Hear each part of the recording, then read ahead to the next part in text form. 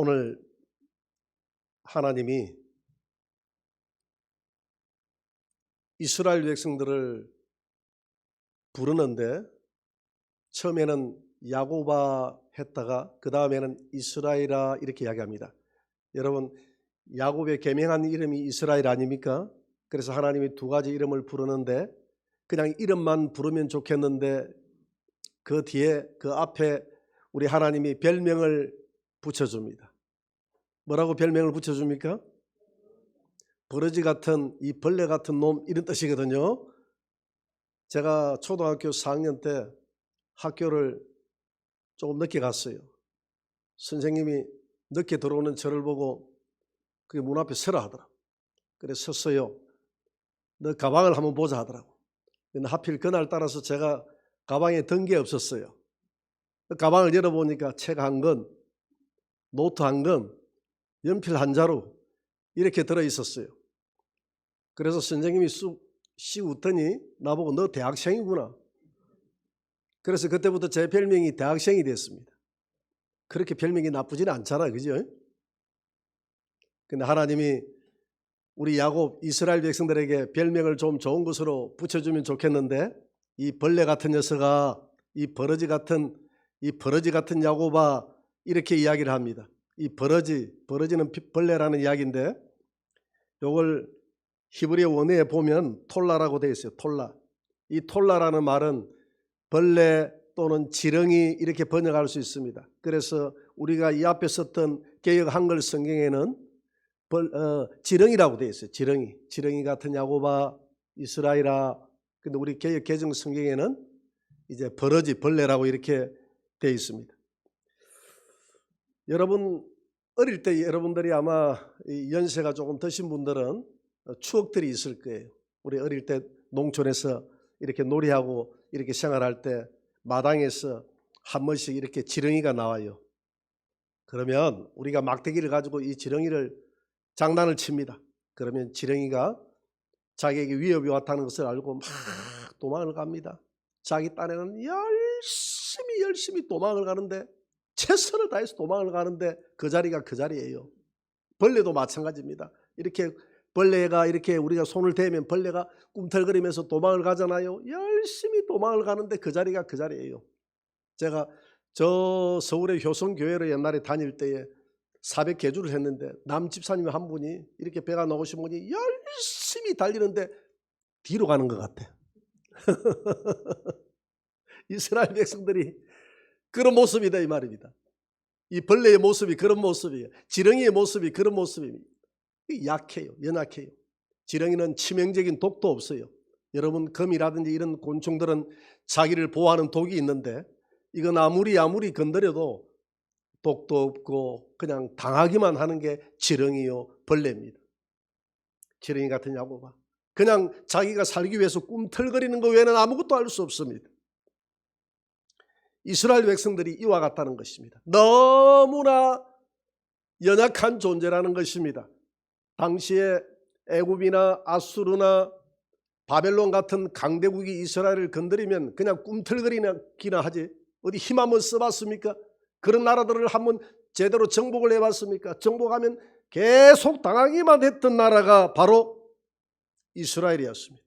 여러분 이스라엘과 좀 우리나라가 비슷하다고 생각하지 않습니까? 우리나라가 그렇잖아요. 땅이 넓습니까? 70%가 다 산이라고 그래요. 뭐 평지가 넓어서 농사가 제대로 됩니까? 그렇다고 해서 뭐 북한에는 자원이라도 있다고 하는데 우리나라는 자원이라도 제대로 있습니까? 아무것도 없어요. 이런 연약한 나라. 그래서 우리 대한민국을 가리켜서 제2의 이스라엘이다. 이방인의 이스라엘이다. 이런 이야기를 하잖아요. 이런 이스라엘 민족들, 이 버러지 같은 이 벌레같이 힘도 없고 너무나 치명적인 독도 없고 너무나 연약한 내 백성 이스라엘아.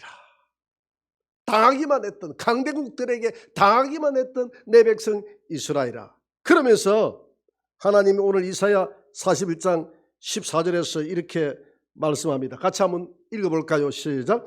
버러지 같은 너 야곱아, 너희 이스라엘 사람들아, 두려워하지 말라. 나 여호와가 말하노니 내가 너를 도울 것이라. 내 구속자는 이스라엘과 거룩하니. 문제는 이렇게 연약한 이 백성들을 내가 돕겠다는 것입니다. 내가 어떤 존재냐? 너희를 구속하여 줄 수 있는, 너희를 저 강대국으로부터 구속해 줄 수 있는 여호와 거룩한 하나님이다. 내가 하나님이다. 내 하나님이 너를 돕겠다는 것입니다.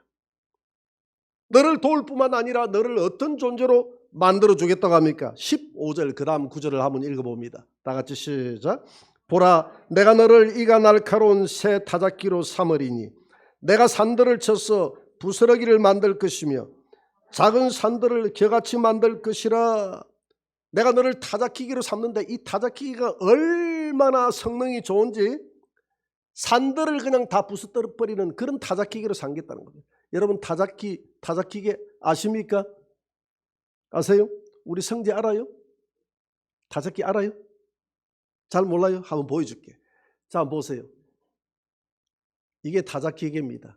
어릴 때 여러분 농사 짓고 나면 저 벼를 수매해가지고 벼를 잘라와가지고 저기다가 딱 대가지고 뒤에 발통을 이렇게 누르면 고롱 하면서 저기 돌아갑니다.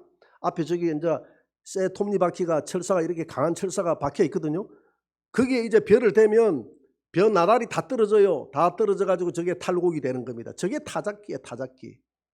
그 타작기 성능이 좋아야 돼. 그 다음 한번 보세요. 저렇게 탈곡을 하는 겁니다. 이해가 되죠? 그 집단은 뒤로 버리고 앞에 있는 떨어진 이 나달을 이제 주워 모아가지고 그걸 이제 가마니에 담아가지고 이렇게 해가지고 방앗간에가 찍어가지고 우리가 밥을 먹는 거예요.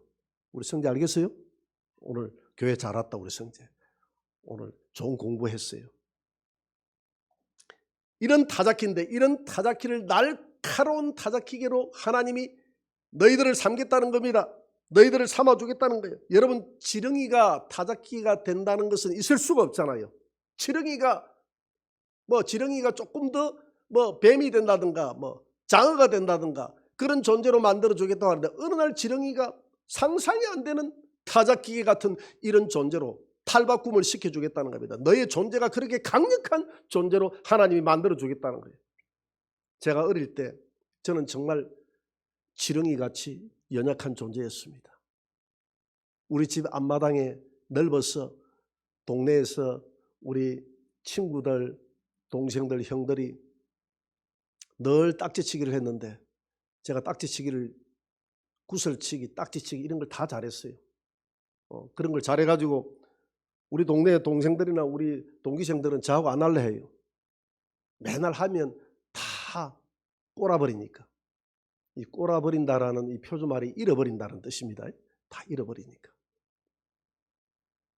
그래서 저는 늘 우리 나이가 몇 살 많은 형들하고 이제 도전을 했어요.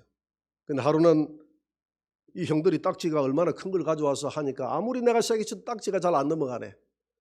그래서 그런데 저는 이제 승부욕은 좀 강했어요. 그래가지고 끝까지 한번 해보겠다 해가지고 딱지를 다 잃어버렸어. 딱지를 다 잃고 나니까 어떻게 서러운지 집에 들어가서 그냥 대성통곡을 하면서 마루에 앉아서 땅을 치면서 울었어요. 내 딱지 하면서 막 울었어요. 평상시 같으면 우리 형님이 남자가 울고 들어온다고 막 이렇게 막 꾸짖고 이렇게 하는데 그날 따라서 내 모습이 너무 처량했던 것 같아. 우리 형이 안방에 들어가서 뭘 만들어요. 보니까 큰 어디 도화지를 구대왔는데 이런 왕딱지를 만들었어요. 요만한 왕딱지를 만들고 와가지고 내가 가자 이렇게 해가지고 밖으로 나갔습니다. 그래 나도 딱지치기 하자. 그래가지고 이제 어른이 와서 딱지치기 하자니까 동네 우리 형아들이 거부도 못하고 그때 딱지를 하는데 우리 형이 이 큰 딱지를 가지고 한번 두드려 버리니까 딱지가 해딱 뒤집어져 버리네. 주워버리고. 근데 그 친구들은 아무리 이 딱지를 가지고 우리 형의 딱지를 두드려 패도 이 형의 딱지는 태산이라 태산. 꼼짝도 안 해요. 그러니까 그날 전부 다 빼앗아 버렸어. 나보고 해보라더라. 그래서 내가 앞에 가가지고 이 딱지를 가지고 막 기분 좋게 두드려 가지고 그 형아들을 완전히 그날 제가 정복을 해버렸습니다. 제가 그날 우리 형 때문에 제가 무시무시한 타작기계가 돼 있는 나의 모습을 보게 됩니다. 목사님 딱지 하나 가지고 무슨 무시무시한 타작기계 이래 하니까 조금 비유가 좀 그렇네요. 여러분들을 좀 이해시키기 위해서 하는 얘기입니다. 하나님이 이스라엘 백성들을 이렇게 만들어주겠다는 겁니다. 너는 버러지같이 약한 존재지만 내가 너와 함께하면, 내가 너를 도우면, 너를 건드리고 너를 정복했던 나라들을 이와 같이 이 새로운 타작기계를 가지고 완전히 가루처럼 만들어버리겠다는 것이 하나님의 이스라엘 백성들을 향한 약속이었습니다. 여러분, 이스라엘 백성들은 2000년 동안 나라를 잃었어요. 그냥 어느 나라로 가도 이 유대인들은 하나님을 대적하고 하나님의 아들 예수 그리스도를 십자가에 못 박으면서 뭐라고 이야기했습니까? 우리가 잘못된 피값을, 우리가 잘못된 피를 흘렸다면 나와 우리 후손들이 받겠다라고 얘기했습니다. 그래서 하나님은 그들이 하나님의 아들 예수 그리스도 그분을 십자가에 못 박았던 죄로 인해서 2000년 동안 나라 잃은 민족들로 흩어버렸습니다.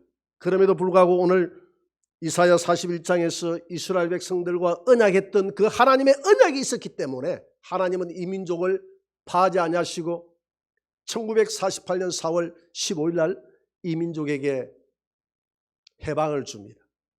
그래서 그들이 해방이 되어져서 5월 14일 날 해방이 되어져서 그들이 본국에서 이제 새 내각을 구성하기도 전에 5월 16일 이틀 뒤에 독립을 선포한 이틀 뒤에 주변에 있는 국가들이, 이 아랍에 있는 국가들이 저 이스라엘의 독립을, 나라 잃은 저 나라 독립의 불법자들을 용서할 수 없다 해가 이집트를 중심으로 해서 5개 국가가 이스라엘을 침공합니다. 그런데 별로 전쟁 무기도 없던 이들이 단순간에 이 전쟁에서 승리하게 됩니다. 1차 전쟁부터 해서 4차 전쟁까지 이스라엘이 일방적으로 승리하는데요, 가장 통쾌한 승리가 언제 있느냐 하면 3차 전쟁이 일어났을 때, 이걸 6.1 전쟁이라 하는데 1967년 6월 5일 날 이집트가 이스라엘을 침공하면서 전쟁이 벌어졌습니다. 이스라엘 전투기들이 떠가지고 단 3시간 만에 이집트 공군기 전투기 300대를 박살내버립니다. 그리고 난 다음에 6월 6일 날, 그 다음 날 시리아, 요르단, 이라크 이 연합 공군기들 416대를 전부 다 격추시켜버립니다. 단번에. 그래서 이 시나이 반도 아래쪽 그 이집트까지도 밀고 들어가서 영토를 확장해버립니다.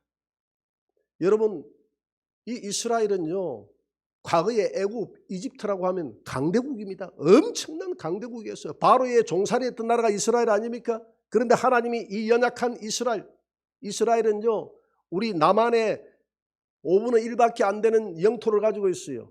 이 한반도, 남과 북을 합쳐서 10분의 1밖에 안 되는 영토를 가지고 있어요. 아무것도 나는 거 없어요. 광야의 땅입니다. 메마른 사막과 같은 그런 땅이에요. 그런데 하나님이 그들과 함께 하니까 주변에 있는 국가들이 이 조그마한 나라, 전라남북도 합쳐놓으면 이스라엘과 똑같아요. 전라남북도 영토 합쳐놓으면 이렇게 조그마한 나라, 이 조그마한 나라 이스라엘을 감당하지 못하는 겁니다. 아무도 건드리지 못하는 나라가 돼버렸어요. 새 타작기기가 돼버렸어요. 산들을 다 으스러뜨려버리는 그런 민족으로 하나님이 세워준다는 이 오늘 약속의 말씀을 이스라엘을 통해서 하나님이 이루신 줄 믿으시기 바랍니다. 두려워하지 말라는 겁니다. 내가 너와 함께하면 이와 같이 된다는 겁니다. 지렁이 같은, 벌레같이 아무런 힘이 없는 민족일지라도 내가 너와 함께하면 주변에 있는 높은 산들을 다 무너뜨려버리는 그런 민족이 된다는 것입니다. 여러분, 우리 대한민국이 좀 비슷하지 않습니까? 우리 대한민국은요, 이 지렁이처럼, 이 벌레처럼 너무나 힘없는, 너무나 연약한, 그리고 너무나 착하고 순수한 민족이었습니다. 남의 나라를 제대로 한번 침공을 해본 적이 없는 나라. 그래서 흰옷을 입고 다니는 우리 민족을 가리켜서 백의의 민족이라고 이야기했습니다. 일본이 우리를 침공해 1910년도 한일 합방할 때 제대로 힘 한번 써보지 못하고 나라를 뺏겨버렸습니다. 36년간 나라를 짓밟혔습니다. 우리 힘이 아니라 외세의 힘에 의해서 해방이 되고, 해방됐을 때도 자유가 찾아왔다고 생각했는데 제대로 한번 우리 목소리를 높이지 못하고 저 북한 땅은 러시아가, 남쪽은 미국이 지배해가지고 전 세계에서 지금도 유일한 207개 국가 중에서 분단 국가가 대한민국입니다.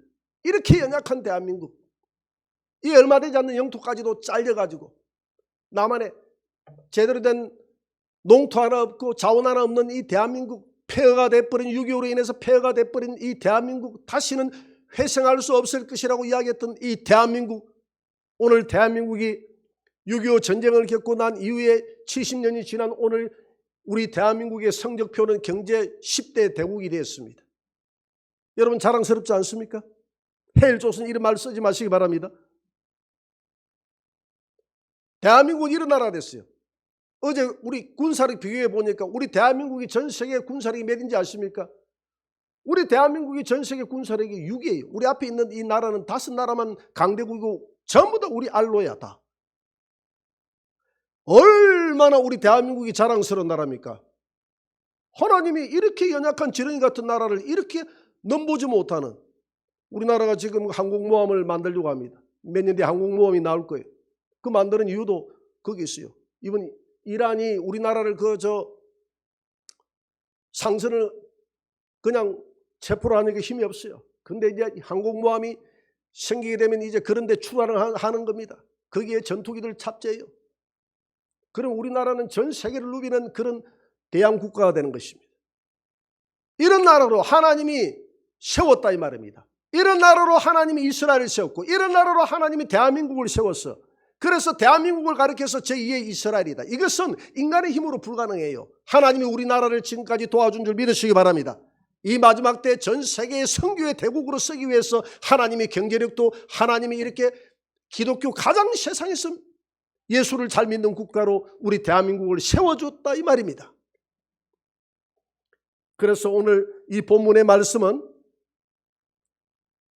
저 아수르와 바벨론에게 당하는 이 이스라엘 백성들에게 위로를 주는, 장차 내가 너를 잊지 않고 벌레처럼 지렁이처럼 당하기만 하는 내 백성 이스라엘이여, 내가 너의 위대한 너의 하나님이 되어져서 타작기계로 내가 너를 삼겠다는 그들에게 주는 말씀이기도 하지만, 이 말씀 속에는 영적인 놀라운 하나님의 은혜가 있다 이 말입니다. 여러분 오늘 이스라엘이라고 불렀는데, 벌레 같은 이스라엘이라고 불렀는데, 오늘 벌레 같은 이스라엘이 누굽니까? 오늘 영적 새 이스라엘이 누굽니까? 저와 여러분들이 영적 새 이스라엘인 줄 믿으시기 바랍니다. 예수 그리스도 안에서 우리는 영적 새 이스라엘이 되었어요. 그래서 오늘 이 본문의 말씀은 우리에게 주시는 하나님의 놀라운 그런 은혜의 말씀이 들어가 있다는 것입니다. 영적인 의미가 들어가 있다는 것입니다. 이 지렁이 같은 이런 벌레는 햇빛을 싫어해요. 그래서 늘 그늘지고 어두운 습한 곳을 찾아 들어갑니다. 우리 인간이 하나님 앞에 범죄하면서부터 우리 인간은 진리 대신, 그 빛 대신 하나님 앞에 나아갈 수 없었어. 늘 죄악에 그늘지고 그늘진 곳만 찾아다니는 것이 우리 인생이었다 이 말입니다. 창세기 3장 10절을 한번 봅니다. 다 같이 시작. 이르되 내가 동산에서 하나님의 소리를 듣고 내가 벗었으므로 두려워하여 숨었나이다. 아담아 내가 어디 있느냐, 아담아 내가 어디 있느냐. 하나님 제가 숨어 있습니다. 왜 너는 숨어 있느냐? 내가 벗었으므로 두려워하여 내가 나물 그늘 속에 내가 숨어 있나이다. 이 벗었다는 말은 허물이 드러났다는 것입니다. 사람이 죄를 짓고 난 다음부터 우리 인간의 허물이 드러납니다. 죄를 짓고 난 다음부터 우리 안에 선과 악을 구별할 수 있는 양심의 판사가 들어온 순간부터, 내가 죄를 짓는 순간부터 내 양심은 뜨끔뜨끔뜨끔 너 방금 죄 지었어. 그럴 때마다 인간은 내 허물이 드러나기 때문에 부끄러워서 죄 짓고 떳떳하게 살아가는 사람 없잖아요. 숨어다니고 괜히 사람들 쳐다보면 두렵고 괜히 양심에 찔리고 이런 인생을 살아갈 수밖에 없는 것이 우리 사람이었다는 것입니다. 빛과 어둠은 절대로 공존할 수 없습니다. 어둠이 찾아오면 빛이 물러가고요, 새벽에 빛이 찾아오면 어둠이 물러갑니다. 물과 기름이 섞일 수 없듯이 어둠과 빛은 섞일 수 없는 겁니다. 하나님은 빛이요, 죄를 지은 우리 인간은, 이 세상은 어둠이라고 했습니다. 이 어둠과 이 빛은 공존할 수 없는 겁니다. 그래서 우리 인생은 이와 같이 빛을 싫어하게 돼 있고 아무도 마음에 하나님 두기를 싫어하는 이유가 마음의 죄 때문이라고 그랬습니다. 예수를 믿고 돌아오시오 하면 사람들이 돌아오지 않습니다. 왜 그렇습니까? 내 마음에 죄가 있기 때문에, 내 마음에 어둠이 있기 때문에, 빛 가운데로, 진리 가운데로 사람들이 나오기를 싫어하더라. 마음에 하나님 두기를 싫어하더라. 아담이 죄를 짓고 난 다음부터 하나님의 음성을 싫어하더라. 하나님이 두렵더라. 그래서 숨어버리는 거예요. 그래서 우리 인생은 버러지같이 사는 것입니다. 하나님의 품을 떠나서 어두운 곳을 찾아내면서 거기에서 즐겁고 행복하다, 즐겁다, 행복하다 그렇게 해서 살아가다가 결국 우리 인생은 늙고 병들고 죽어가는 어리석은 인생이 되어버렸습니다. 이게 우리 인생의 결말이에요. 어리석은 이 이스라엘아, 벌레 같은 내 백성이야, 이렇게 부르는 것입니다. 제가 마산영광교회에서 청년의 생활을 했습니다. 청년 때에 제가 바로 대학교를 못 가고 한 해 재수를 할 때 침례신학대학교 학생들이 겨울 방학 때 우리 교회로 왔어요. 마산에 있는 소극장을 예약을 해놓고 그 소극장에서 이문열 씨가 썼던 그 작품 사람의 아들이라는 그 작품이 있어요.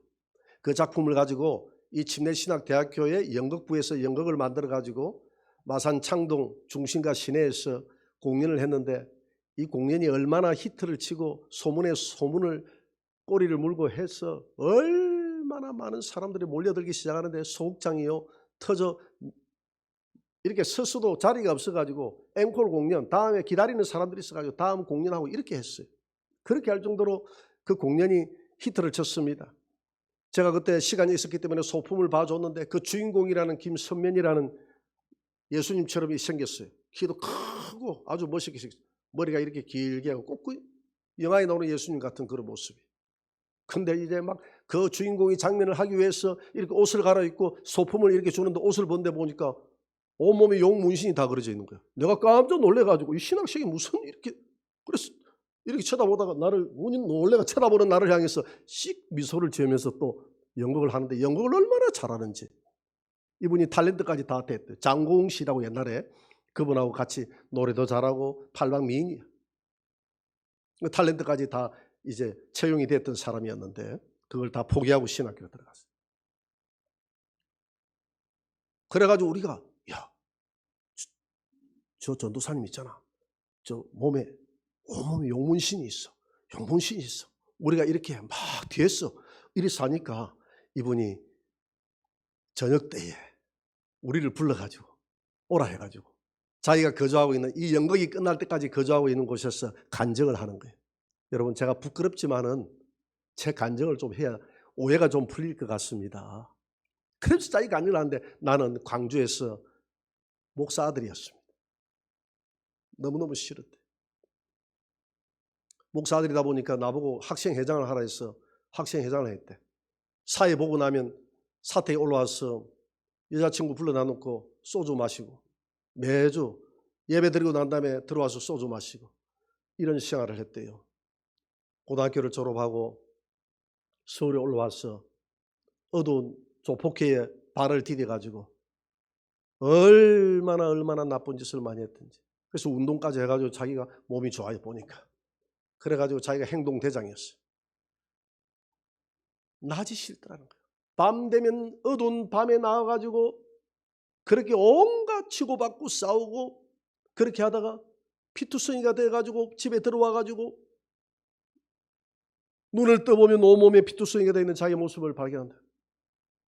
밖으로 나갈 수가 없대. 낮에는 나갈 수가 없대. 부끄러워서 내 안에 죄가 너무 많으니까 부끄러워서 나갈 수가 없고 밤이 되면 모욕을 하고 다시 산더다기에서 나가서 또 죄를 저지르고 온갖 나쁜 짓을 다 하고 그렇게 살았다는 거예요. 그때 당시에 인신매매가 심했어요.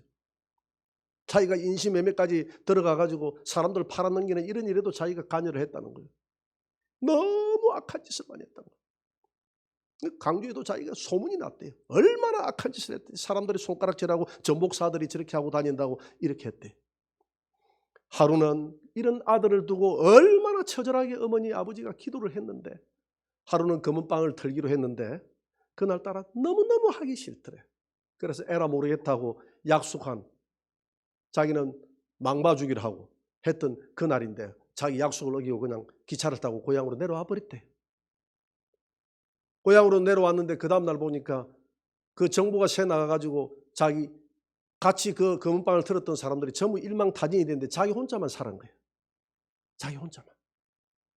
내려가 보니까 교회에서 부흥회를 하고 있어서 아버지가 아들아 내 평생 소원이다. 이번 부흥회에 꼭 자리만 지켜다오. 아버지 저는 안 됩니다. 아버지 세상 모든 사람들은 다 제 용서를 받아도 저는 용서를 못 받습니다. 저는요 아들아 회개하면 된단다. 아버지 회개도 어느 정도라야지요. 저는 지은 죄가 너무 많아서 죽을 때까지 다 회개를 해도 다 못합니다. 그래서 저는 예수님 믿는 것은 안 돼요. 지은 죄가 너무 많아서 안 돼요. 아들아 괜찮다. 하여튼 아버지의 말씀만 지켜다오. 자리만 앉아다오. 맨 앞자리만 앉아다오. 그렇게 하니까 아버지의 소원이라고 하니까 앞자리에 앉았대요. 앞자리에 앉아도 아무런 은혜가 안 되고 냉랭합니다. 냉랭해요. 그런데 3일째 되는 날 뭐든지 마지막 날에 은혜가 오는가 봐. 할렐루야. 마지막 날에 말씀을 듣는데 갑자기 자기 눈에서 눈물이 이유도 모르게 눈물이 나더래. 너무 서럽고 눈물이 나고. 그래서 통성기도를 시키는데 막 울면서 기도하는데 입이 혀가 막 꼬이더래. 그때 뭔지도 모르고 그냥 혀가 꼬이기 시작하는데 지나놓고 보니까 그게 방언이라는 것을 알았어요. 그리고 난 다음에 뭐가 이렇게 기도를 하는데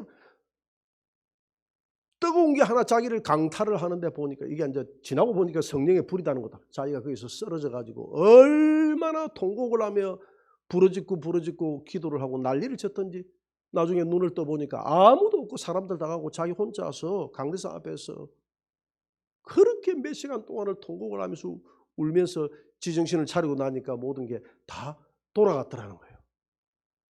그래서 아버지는 은혜 받았다고 우리 아들 은혜 받았다고 좋아하고 뭔가 자기 마음속에 은혜가 임했는데 그래도 자기 마음속에는 내 지은 죄가 이렇게 해서 사해질 수는 없어. 그래서 아버지가 아들아 하나님 앞에 네가 제사함 받았다는 것을 확신을 가질 때까지 너 기도해라. 아버지 알겠습니다. 그래서 기도원을 찾았대. 금식하면서 하나님 내가 예수 그리스도로 인해서 십자가의 그 보혈로 내 죄가 사함 받았다는 이 확신을 주옵소서. 이 확신을 줄 때까지 내가 금식하며 기도하겠나이다. 그렇게 몇 날 며칠을 금식하면서 지은 죄 때문에 가슴을 찢으면서 통곡을 하면서 자기 때문에 고통스럽게 사는 수많은 사람들을 생각해가면서 울면서 기도했는데 주님이 다시 성령으로 찾아와 주셔서 어느 날 그 기도 가운데 자기에게 자유함을 주시고 내 제사함을 받았다는 확신을 가질 때 기도원에서 내려와가지고 광주 시내를 펄쩍펄쩍 뛰어다니면서 지나가는 아저씨를 붙들고 아저씨 사람을 잡고 내 제사함 받았어요. 이 웬 젊은이가 왜 이래? 지나가는 아줌마를 잡고 아줌마 내 제사함 받았어요. 그 길가에서 펄쩍펄쩍 뛰면서 나 제사함 받았다. 나 제사함 받았다. 이렇게 막 소리를 지르면서 다니니까 사람들이 웃는 사람도 있고 저 미쳤다고 손가락질하는 사람도 있고 막 자기 눈에는 그게 안 보였대.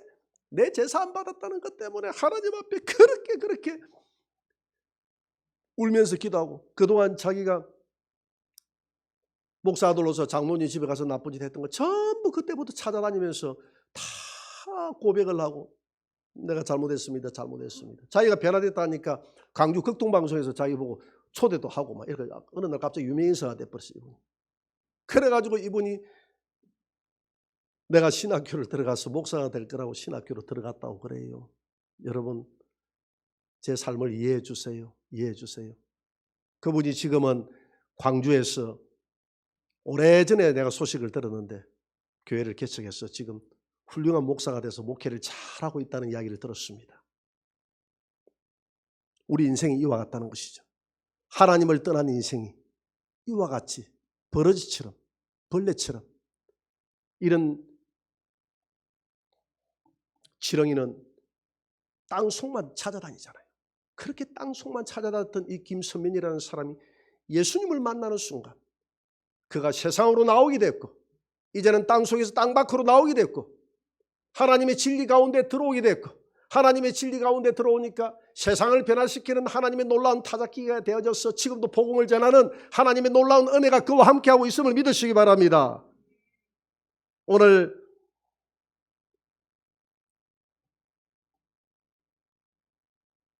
41장 15절을 다시 한번 봅니다. 다 같이 한번 읽어볼까요? 시작. 보라, 내가 너를 이가 날카로운 새 타작기로 삼으리니 내가 산들을 쳐서 부스러기를 만들 것이며 작은 산들 겨같이 만들 것이라. 여러분, 여기에서 산이라고 했는데 구약에서 성경에서 말하는 산은 두 가지 의미가 있어요. 첫째 의미는 산은 하나님이 임재하시는 교회를 의미합니다. 사도행전 7장 38절에 보니까 우리 백성들이 시내산 광야, 그 광야 시내산 광야 교회에서 하나님을 섬겼다라고 했는데 그들이 살았던 광야 교회가 바로 광야가 교회라고 그랬어요. 그 교회의 지성소 중심지가 어디냐면 하나님이 임재하시는 시내산이었다 이 말입니다. 산이 하나님이 임재하시는 광야 교회의 중심지였음을 믿으시기 바랍니다. 그래서 성경에서 나오는 산은 교회를 의미하는 거예요. 또 한 가지 의미가 있어요. 또 한 가지 다른 의미는 뭐냐면 이 산은 세상 권력, 세상의 왕, 세상의 제국을 산이라고 그랬어요. 하나님을 대적하는 세상 권력, 하나님을 대적하는 세상의 왕, 하나님을 대적하는 세상의 나라를 산이라고 요한계시록 17장 9절 이후에 보니까 그렇게 이야기를 했다 이 말입니다. 여러분, 세상 나라들이 하나님을 높입니까? 하나님을 높이지 않아요. 세상 모든 나라들이 정책을 펼쳐갈 때 보세요. 하나님을 높이는 거기에 예산을 단 한 푼이라도 책정을 해서 하나님을 높이는 데 씁니까? 쓰지 않아요. 전통문화도 해가지고 그런 데는 많이 쓰는데 전통문화가 전부 다 보면 우상문화예요. 세상 나라들이 하나님을 높이는 데 쓰지 않습니다. 그래서 높아져 있는, 하나님을 대적해서 높아져 있는 세상 나라, 세상의 제국, 세상의 권력, 이것을 산이라고 했는데 내 백성들이여, 내 이스라엘, 영적 새 이스라엘이여, 너희들은 하나님 앞에서 높아져 있는 세상의 학문, 세상의 권력, 세상의 이론, 다윈의 이론, 세상의 모든 학문들이 하나님이 있습니까? 학문을 배우면 배울수록 우리는 하나님과 멀어져요. 제가 도심에 들어가 보니까 도심에 동물원이 있었거든. 우랑우탄이 그 앞에 있는데 우랑우탄 벽면이 이렇게 있어. 그러니까 좀 아주머니가 좀 배운 아주머니야. 애를 데리고 와. 얘야 이리 와봐, 이리 와봐. 이게 우리 조상이야. 학문을 가르쳐 줬더니 그 학문을 가지고 하나님을 높이는 게 아니라 세상에서 희한한 하나님을 대적하는 학문을 만들어내요. 하나님의 창조를 거부하는 이론을 만들어내요. 그래서 우리의 싸울 것은 혈과 육이 아니요, 이런 세상의 이론, 우리가 파야 될 것은 세상의 학문, 세상의 이론, 하나님을 대적하여 높아져 있는 세상의 문명, 이런 모든 나라들을 무엇으로 우리가 파괴합니까? 정복합니까? 복음으로. 할렐루야. 세상 사람들이 생각하는 십자가의 이 무식한 복음으로, 이 십자가의 복음 속에는 세상 사람들은 무식하지만 구원을 받는 우리에게는 세상의 모든 지혜와 세상의 권능이 이 십자가 밑에 다 들어있음을 믿으시기 바랍니다. 그래서 내 백성 영적 새 이스라엘이여, 내 백성들이여, 너희들을 세상에 하나님을 대적하여 높아져 있는 저 산들을 쳐서 부서뜨리는 새로운 새 태작 기계로 내가 너희들을 삼을 것이다. 너희들은 내 앞에 붙들려서 위대한 하나님의 일꾼이 될 것이다. 나는 강한 자를 들어 쓰는 것이 아니라 연약한 내 백성들, 지렁이같이 연약한 여러분들을 불러서 하나님의 위대한 하나님의 나라를 건설해가는 그런 일꾼으로 여러분들이 지금 사용되고 있음을 믿으시기 바랍니다. 그래서 이사야 2장 2절에 이렇게 말씀하고 있습니다. 한번 읽어봅니다. 말일에 여호와의 전에 산이 모든 산 꼭대기에 굳게 설 것이요 모든 작은 산 위에 뛰어나르니 만방이 그리로 몰려들 것이니라. 그 다음 구절 한번 더 봅니다. 그 다음 구절 3절 한번 봅니다. 3절 많은 백성이 가며 이르기를 오라 우리가 여호와의 산에 오르며 야곱의 하나님의 전에 이르자. 세상의 산이 아니라 야곱의 하나님의 산. 그러니까 이 산은 뭐라고 했습니까? 야곱의 하나님의 전이라고 이야기했어요. 그러니까 하나님의 전으로 올라가자. 우리가 하나님의 전으로 올라가면 이 하나님의 전에서, 하나님의 전이 교회 아닙니까? 이 교회에서 여호와의 말씀이 예루살렘 교회에서 나올 것인데, 이 말씀은 율법의 말씀을 이야기하는 것이 아니라 예루살렘 교회에서 하나님의 강력한 성령이 예루살렘 교회에 임재하여 벌레같이, 거머리같이, 지렁이같이 연약한 그 120년 성도들이 하나님의 성령이 임재하니까, 성령의 강력한 무기를 가지고 세상에 나가니까 새 타작기가 되어졌어. 가는 곳마다 병든 자를 치유해주고 더러운 귀신이 떠나게 되고, 복음을 전가하니까 복음이 전거되어져서 그 복음이 유럽으로, 미국으로, 저 중국으로, 오늘 우리 한국으로, 오늘 이 복음을 듣는 이 김해까지 강력한 무기가 되어졌어. 그 연약한 하나님의 백성들이 부름받아 설 때 연약한 그들을 통해서 새 타작기계로 삼으셔서 온 세상의 이론을 무너뜨리고 세상에 높아져 있는 산들을 무너뜨리고 하나님의 산, 하나님의 영광을 높이 드는 그런 놀라운 새 타작기계로 우리 성도들을 하나님이 쓰기 위해서 저와 여러분들을 부르신 줄 믿으시기 바랍니다. 마지막 말씀 한번 봅니다. 오늘 이사야 41장 16절입니다. 다 같이. 내가 그들을 까부른 적 바람이 그들을 날리겠고 회오리 바람이 그들을 흩어버릴 것이므로 너는 여호와로 말미암아 즐거워하겠고 이스라엘의 거룩한 이로 말미암아 자랑하리라. 2021년을 맞이하는 여러분들 앞에 산이 무엇입니까? 여러분들 앞에 높아져 있는 대적이 누구입니까? 그 대적 앞에 여러분들은 지금 모습은 너무나 지렁이같이 초라한 이스라엘의 모습이 아닙니까? 그렇지 않나요? 어떤 대적이 우리 앞을 기다리고 있어요? 어떤 문제가, 어떤 태산 같은 문제가 여러분들 앞에 기다리고 있습니까? 내 손에 붙들리면 그런 산들은, 그런 문제들은 바람에 개같이 다 날려가겠다고, 이 타작기계로 부서뜨려버리면 개같이 다 날려버리겠다고 하나님이 우리에게 약속하고 있는 줄 믿으시기 바랍니다. 여러분 기도하시기 바랍니다. 하나님의 성령으로 충만하시기 바랍니다. 그래서 하나님의 손에 붙들리시기 바랍니다. 그래서 이 2021년도에는 여러분들을 통해서 하나님의 나라가 정복되고, 여러분들은 어떤 환경이든 좋아요. 그 환경을 하나님이 함께 하시면 이 지렁이 같은 이스라엘 백성들을 오늘 들었었어. 전 세계 아무도 건드릴 수 없는 나라로 만들었듯이 저와 여러분들을 영적 새 이스라엘로 하나님이 불렀으니 저와 여러분들을 이렇게 사용할 것이라는 믿음의 확신을 가지고 올 한 해도 자신감을 가지고 주님 앞에 붙들렸어. 그 주님의 십자가를 의지하고 세상을 정복해 나가는 하나님의 날카로운 그런 새 타작기가 되시기를 주의 이름으로 축원합니다. 우리 찬양을 합시다. 주님만이.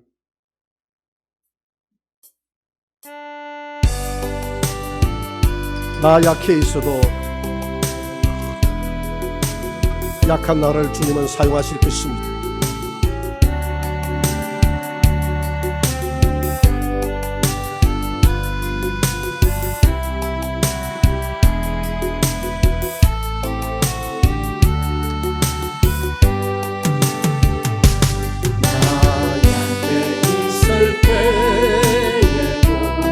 예수님은 나와 함께 하시고 주님은 함께 하시고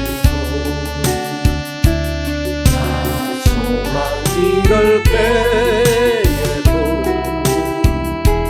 주님은 내게 오시네. 나 시험 당할 때에도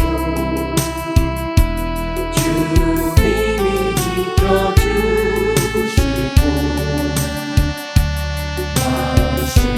나갈 때에도 주님이 위로하시네. 오직 예수님만이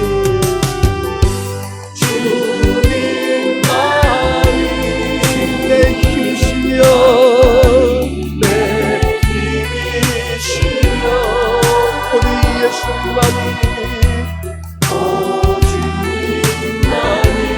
날 도우시는 분이시네. 날 도우시네. 오 나의 주님, 오 나의 주님, 내 아버지여, 내 아버지여. 오 나의 주님, 내 사랑이여.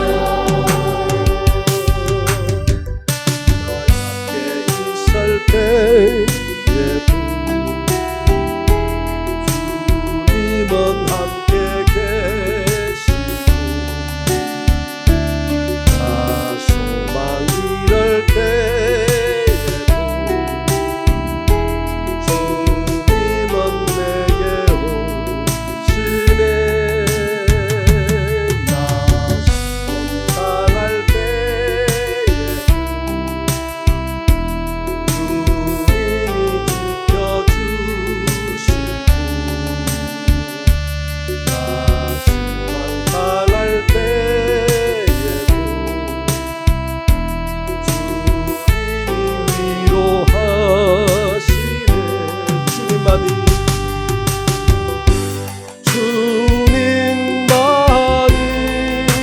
내 힘이시여 내 힘이시여 오 주님만이 오 주님만이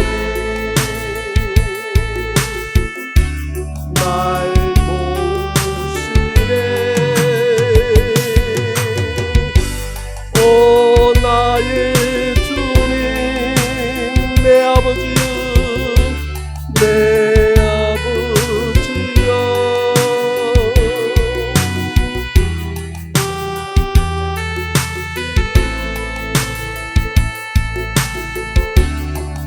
내 사랑이여. 우리 다같이 가슴에 깍지를 끼고 하나님 앞에 기도합시다. 하나님 오늘 지렁이 같은 벌레 같은 야고바, 오늘 벌레 같은 이 동령아, 지렁이 같은 동령아, 내 이름을 넣어서 하나님 나는 그런 존재였습니다.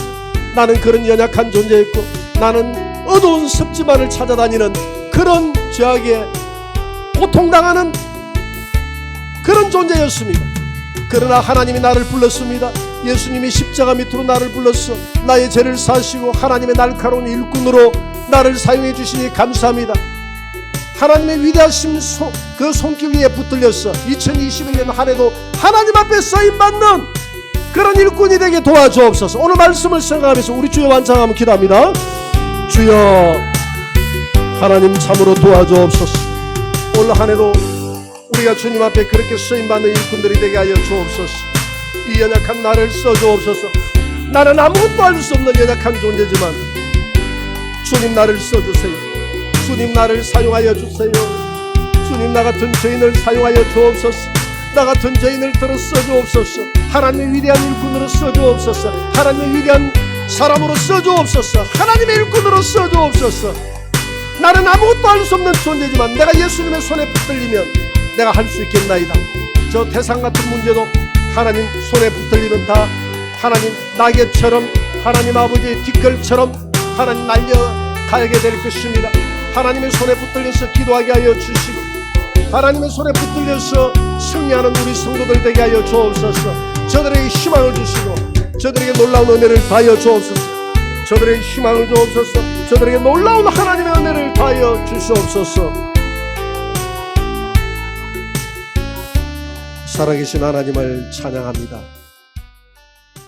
오늘 벌레 같은 버러지 같은 나를 불러서 광명한 진리의 빛 가운데로 나오게 하시고 하나님의 은혜의 빛 속으로 나를 불러서 예수님의 십자가의 보혈로 우리의 더러워진 죄악을 깨끗이 씻겨 목욕시켜서 하나님의 거듭난 하나님의 자녀의 신분의 새 옷으로 갈아입히시고 너는 내 아들이요 내 딸이라고 내가 너를 들어 쓸 것이며 내가 너를 날카로운 새 타작기계로 삼았어 우리 예수님과 동력하는 위대한 복음의 일꾼으로 내가 너를 세우겠다고 하나님이 이렇게 약속하시고 나와 함께 하시니 감사합니다.